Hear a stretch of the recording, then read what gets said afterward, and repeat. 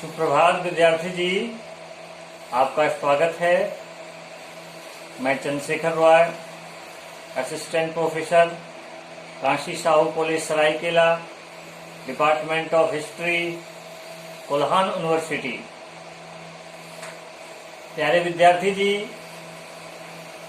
आज के इस ऑनलाइन क्लासेस में आज हम चर्चा करने वाले हैं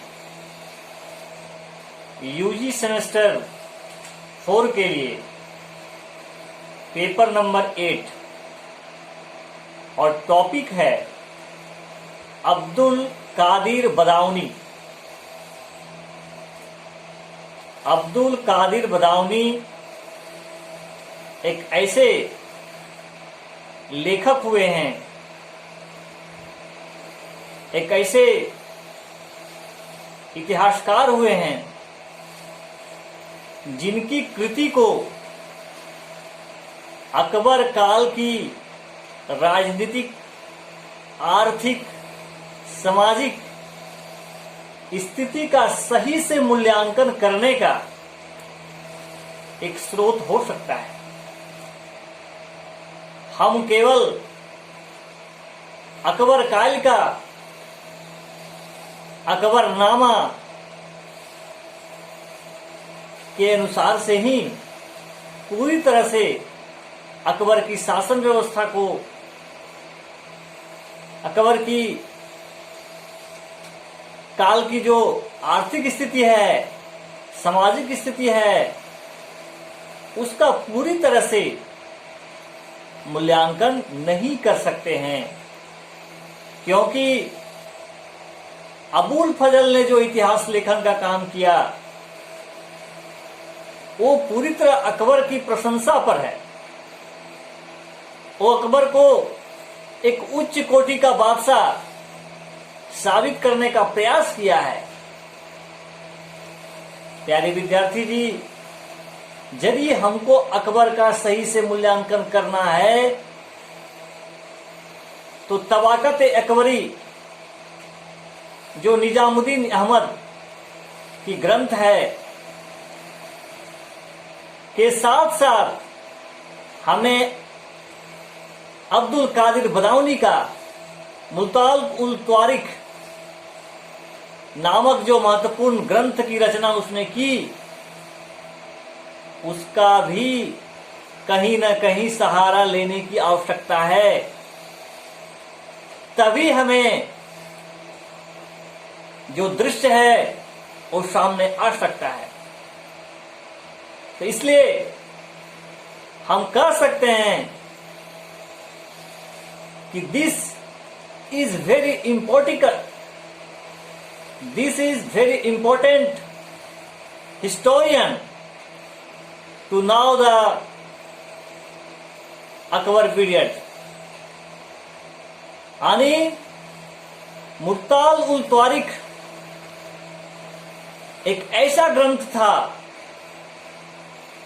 जिसमें अकबर के शासन व्यवस्था का आलोचना भी किया है और इस आलोचना के क्रम में कई छिपी हुई बातें उजागर होती है। यदि हम बदाऊनी का जीवनी पर प्रकाश डालें तो उनका जन्म 1540 ईस्वी में बदायूं में हुआ था और उनकी शिक्षा दीक्षा आगरा में हुई और इनके जो गुरु थे शेख मुबारक और एक तरह से इनकी जो सहपाठी थे फेजी और आपको अबुल फजल को ले सकते हैं। विद्वान तो थे ही, इनकी जो धार्मिक ज्ञान था इससे प्रभावित होकर अकबर ने इन्हें अपने राजदरबार में स्थान दिया, पद दिया। लेकिन अबुल फजल और फेजी की लोकप्रियता के वजह से इनमें उन लोगों के प्रति ईर्ष्या की भावना डेवलप हुई। लेकिन प्यारे विद्यार्थी जी, इसी बीच में अकबर खुश होकर इनको जमीन भी दिए, बहुत तरह का सम्मान देने का काम किया। लेकिन आपसी ईर्ष्या जो था अबुल फजल से, तो ये जो है धीरे धीरे अकबर से ईर्ष्या करना प्रारंभ कर दिए, क्योंकि एक सच्चा सुन्नी संप्रदाय के समर्थक थे। सुन्नी जो होता है इस्लाम में, शिया सुन्नी, तो कट्टर सुन्नी थे, और इसलिए इनको जब लगता था तो शिया के प्रति इनकी ईर्ष्या जाग उठती थी। ये राणा प्रताप के खिलाफ जो जिहाद हुआ था उसमें ये शामिल हुए थे, और ये इसलिए शामिल हुए ताकि हिंदुओं का जो है ब्लड से ये अपने दाढ़ी को रंग सके। तो बदायूं जो था ना, वो कट्टर सुन्नी था, हिंदुओं से इसकी नफरत थी। लेकिन जो भी हो, हम लोगों को उसका जो हिस्ट्री राइटिंग है उस पर फोकस करने की आवश्यकता है। वो कैसा था, किस विचार का था, डजंट मैटर। मैटर यह है कि उन्होंने इतिहास लेखन में हम सभी पाठकों को क्या देने का काम किया। मुख्तार उल त्वारिक जो पुस्तक है, इन्होंने 1590 में लिखना प्रारंभ किया और 1596 में पूरी तरह से उसको लिख दिया। लेकिन अकबर के समय में ये बुक प्रकाशित नहीं हुआ। आगे जाकर के जहांगीर के पीरियड में इसे हरी झंडी मिली। और मैं आपको बता दूं कि एक बार जो है अकबर को 20 देने का जो अफवाह था, इसका खुलासा बदायूं के द्वारा ही हुआ था। तो प्यारे बच्चों, ये इनकी जो ग्रंथ है मुख्तार उल त्वारिक, उसको 3 पार्ट में आप देख सकते हैं। पहला जो पार्ट है, पहला जो भाग है, वो तुर्कमेन का आक्रमण से लेकर हुमायूं तक का जो समय है वो उसमें वर्णन है। दूसरा जो पार्ट है त्वारिक का, उसमें अकबर बेस्ड है। अकबर की शासन व्यवस्था, अकबर का इकोनॉमी, अकबर का पॉलिसी, सारा कुछ इसमें वर्णन है। और तीसरा जो पार्ट है त्वारिक का, उसमें शेरो शायरी, शायर से संबंधित है, संगीत से संबंधित है, सूफियों से संबंधित है। तो इस तरह से 3 पार्ट में भिन्न भिन्न घटनाओं के बारे में वर्णन किया गया है।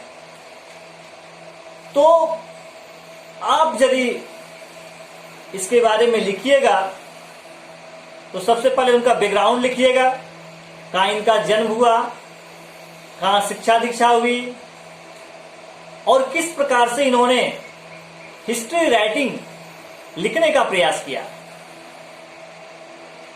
अकबर से ईर्ष्या हो गई थी, अकबर समझता भी था क्योंकि ये आलोचक था, उसका आलोचना करता था। फिर भी एक पाठक के दृष्टिकोण से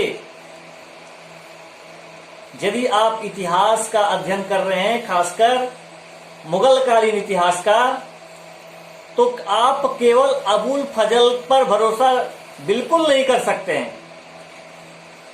आपको अबुल फजल के साथ साथ निजामुद्दीन अहमद, जो एक निष्पक्ष इतिहासकार हुए, पूरी तरह से अच्छा हिस्ट्री राइटिंग किया, पक्षरहित किया। उसके साथ साथ बदायूनी का भी जो ग्रंथ है उसको भी आपको साथ लेकर चलना पड़ेगा। उसको विभिन्न पक्षों का मूल्यांकन करना पड़ेगा। कुछ तो सत्यता थी, कुछ तो उस सत्यता को लिखने का प्रयास किया, सब तो झूठा तो नहीं लिख दिया। ये नहीं कि वो बदले की भावना से लिख रहा था, लेकिन फिर भी बदले की भावना से कुछ कुछ सच्चाई सामने तो आ गया, जिसको अबुल फजल ने पर्दा डालने का काम किया। वो तो अच्छा ही लिखा, अच्छा चीज लिखा, बादशाह का गुणगान किया, बादशाह को बहुत ऊंचा दिखाने का प्रयास किया, लेकिन ईर्ष्या की भावना में ही बदायूनी ने जो हिस्ट्री राइटिंग किया उससे बहुत सारे पक्ष बाहर निकल के सामने आते हैं। तो प्यारे विद्यार्थी जी, आज हम लोग एक शॉर्ट टर्म में अब्दुल कादिर बदायूनी के बारे में देखने का प्रयास किया कि हम सभी पाठकों के लिए इसका क्या महत्व है, मध्यकालीन इतिहास लेखन में इनका क्या इंपॉर्टेंस है, उसको मैं आपके सामने आज रखने का प्रयास किया